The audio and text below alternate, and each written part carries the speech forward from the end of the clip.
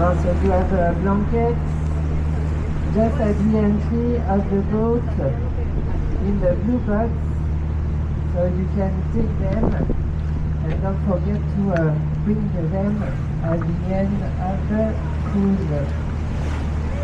这是我第一次看到埃菲尔铁塔。So during this cruise we will see monuments of Paris and also bridges. And also bridges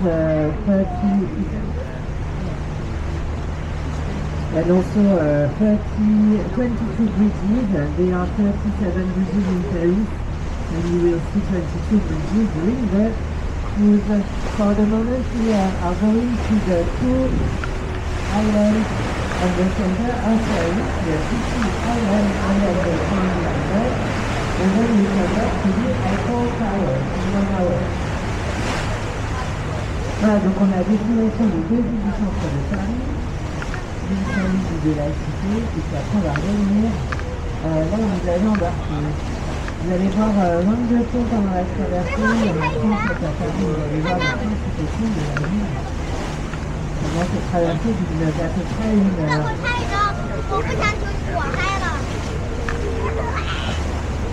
So if you have any question, you can ask your question to me during the cruise and also after the cruise.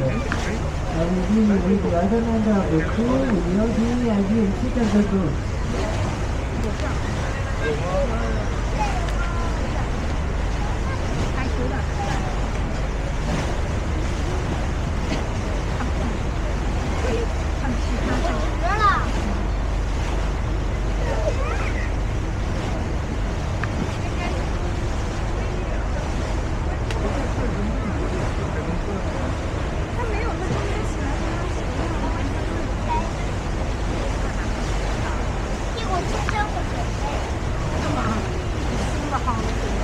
So during the cruise you will see a lot of boats. You have the boats with a restaurant, you have boats for the tourists, like this one. Then you have also boats for the transportation of purchases and goods. You transport a lot of them in the boats on the Seine set for the construction of buildings. And sometimes you can see also boats where people live inside. For example, on your left, you have boats for inhabitants. You can, it's possible to live on a boat in Paris. If you find space, you can rent the space to the harbor of Paris, and you can live on your boat. So for example, on your left, this one is just near the Tokyo Palace, for example. The Art Modern Museum of the City of Paris, one of the last Art Deco buildings built in Paris, just on your left. Voilà, donc il y a plein de types de bateaux à Paris, et notamment des bateaux qui transportent des marchandises aussi, donc beaucoup de sable qui sert à la construction des bâtiments. Et puis vous avez aussi ces bateaux tennis où des personnes habitent dedans, ce qui est aussi une possibilité. À Paris, on peut vivre sur un bateau et pas forcément dans un appartement. Donc à gauche, par exemple, vous avez plein de bateaux qui sont des bateaux d'habitation, amarrés devant le palais de Tokyo, le dernier grand bâtiment art déco construit à Paris dans les années 30, à gauche. Voilà un bateau industriel, transport, je sais pas quoi,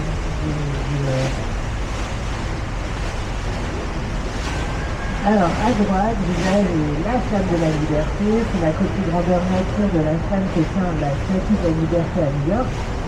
La Statue de la Liberté étant un cadeau de la France aux États-Unis, puis elle a été faite aussi à Paris.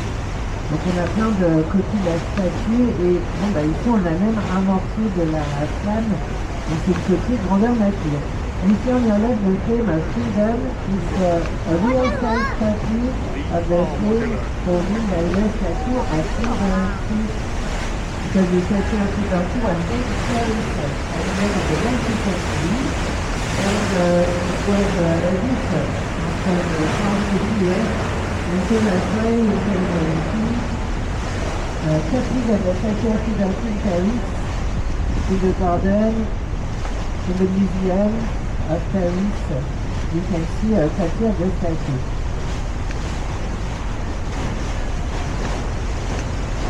So on your right you have an example of digitalization. We make Paris greener today to reduce the temperature inside the city, and so we try to create parks, plant trees everywhere it's possible. On your right we turn the highway into a walkway, and we added also garden beds. As you see, it's one of the examples of all the measures we have taken for the digitalization of Paris aujourd'hui. Voilà, la végétalisation de Paris, ça continue depuis, ça a commencé il y a une vingtaine d'années, ça continue. Donc, sur la droite, un exemple parmi tant d'autres d'actions visant à végétaliser la ville pour réduire la température, la pollution et la température. Et donc cette ancienne autoroute a été transformée en promenade. On y a aussi des jardins flottants comme vous avez pu le voir sur la droite derrière le bateau dans ces endroits. So in Paris we organize a lot of big events, for example the World Fairs. You know the World Fairs here. Actually we have a World Fair in Japan, Osaka. So we organized now 6 World Fairs in Paris, and in 1900 we built a building for big events. You can see the building on the left, the Grand Palais, the big palace. The Grand Palais has just been reopened after several years of renovation. Inside you have a lot of things. Actually we have a art exhibition. You have also one of the most famous events organized in the Grand Palais is the runway of the fashion house Chanel. Every year in October you have the Spring-Summer Women Collection Haute Couture under the name of the Grand Palais. Voilà, donc le Grand Palais à gauche construit pour l'expo de 1900. On a organisé beaucoup d'expositions à Paris sous le soin. Et ce Grand Palais, donc construit pour durer, il accueille toujours de grands événements. L'événement le plus important étant le défilé aux cultures femmes encouragées de la maison Chanel qui a lieu, qui se déroule sous le Grand Palais tous les ans au mois d'octobre. En même temps que le Grand Palais, on a construit aussi pour l'expo 1900 le pont Alexandre III.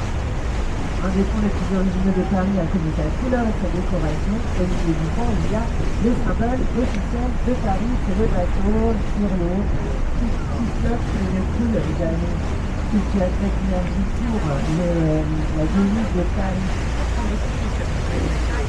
So this book was also made for the World Fair in 1900. Alexander the Third Bridge. You can see in the middle of the bridge the symbol of Paris, the boat on the Seine River.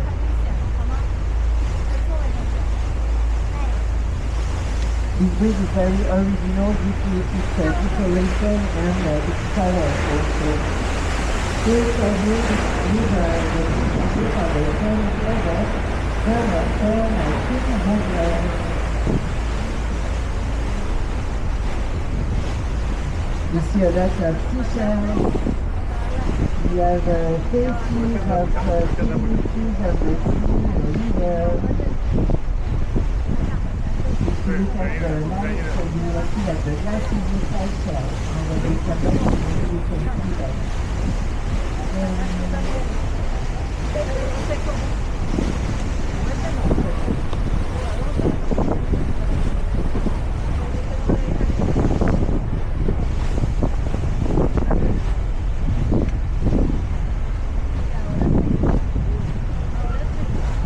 So on your left now, in the middle of the square, you see the oldest monument of Paris. It's a column built for the temple of Luxor in Egypt. So it's a column made in Egypt. It was given by Egypt to the kingdom, the French kingdom, in the 19th century. And so since the 19th century, this column is in the middle of the square of Paris. So the oldest monument was reached 3,000 years ago. We built it for the Temple of Tucson. It's a big block of granite, very heavy. There are electricity on it. It's a representation of the sun, the ray of sun. And here it says Jerusalem means concord, peace between the nations, the concord shore. Alors, on a la colonne égyptienne de la taille de la colonne juste à gauche. Donc, cette colonne, c'est le plus ancien monument de Paris. Elle date d'il y a plus de 3000 ans. C'est un gros bloc de granit très compliqué à bouger. On a du mal à la transporter. Donc, en Égypte, ça symbolise dans les deux. Et à Paris, sa signification à change, c'est la paix, la concorde entre les nations, entre les peuples. C'est pour ça que la colonne est d'ailleurs au centre de la place et la concorde. Voilà, on va arriver petit à petit au centre de Paris maintenant. Vous avez à gauche le jardin. Vous avez le jardin des Tuileries à gauche. On a la grande roue, voilà. Dans le jardin des Tuileries, en ce moment, il y a aussi le ballon. Le panneau de Paris 2024.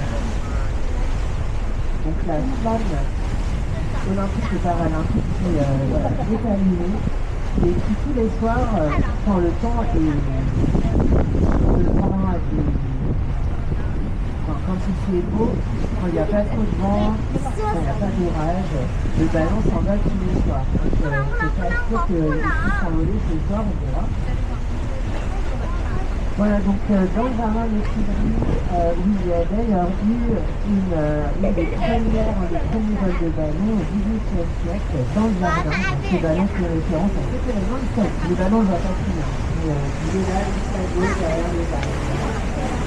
On a là the Tuileries Garden, because the garden of the King of France is the last. Actually, you can see the balloon of Paris 2024 inside the garden. Every night the balloon raise the flag. Without the garden, the weather is good. Only the weather is good, but you can see the flag. On your right you have the Orsay Museum. In the past, this building was a station. Their station is specially used for the welfare of 1900, so the same ever. And so you can see the clocks of the station, you can read the names of the cities you serve by the line, all means Paris Orsay. Today it's a museum because the station was too small and so we changed it. And we have the idea to create a museum inside. Voilà, on voit à droite l'ancienne gare d'Orsay. C'était la gare de l'exposition de 1900. Vous voyez donc les horloges, il y a des villes françaises aussi, desservies par la gare entre les cadeaux. Il y a ces noms. Et puis, c'est bien, elle était trop petite, donc on l'a transformée en quelque chose d'autre, en musée. Je vous en parlerai tout à l'heure. Lui, c'est le troisième pont le plus vieux de Paris. So this bridge is the third oldest bridge of Paris, 17th century. The Royal Bridge.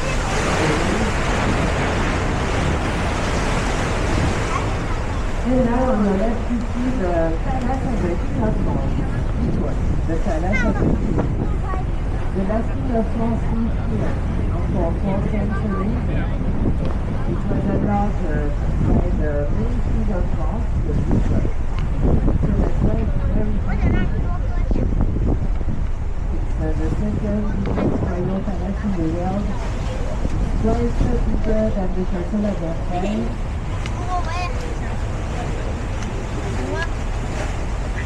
And now it's a museum since the French Revolution.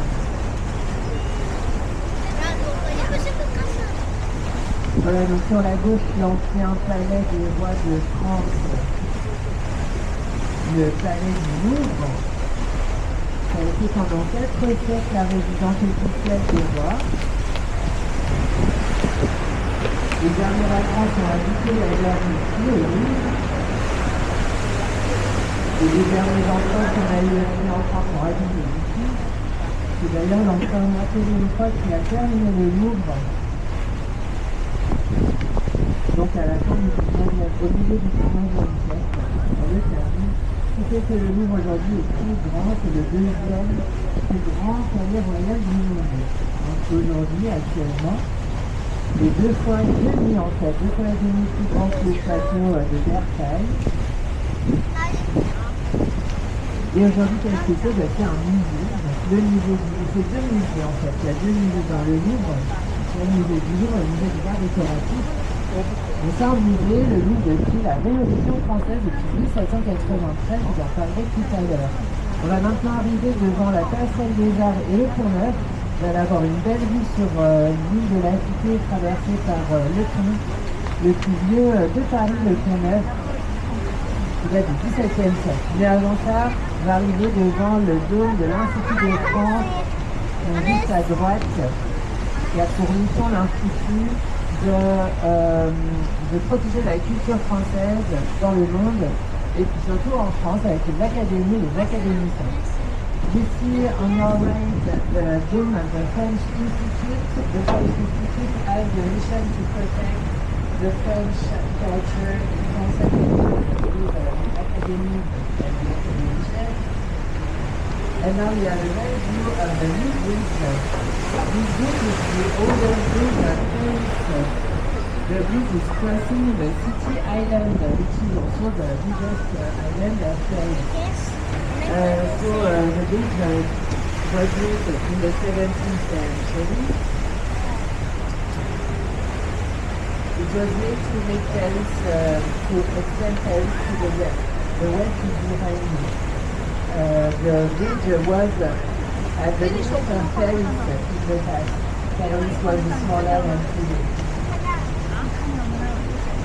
And so it was a way to create a new link between the two events because we tried to extend the city at that time.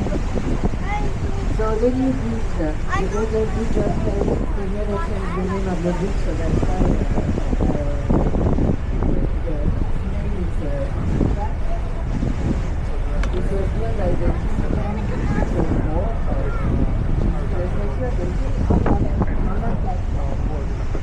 Voilà, le Pont-Neuf, le Pont-Neuf, c'est construit par Henri IV, voyant Henri IV sur la gauche. Donc ce pont, il a un portage maximum parce que ce pont qui est en 17e siècle, il n'a jamais changé de nom, donc il est resté le Pont-Neuf. Il a été construit pour défendre le Pont-Neuf. À l'époque de Henri IV, le Pont-Neuf était arrivé par le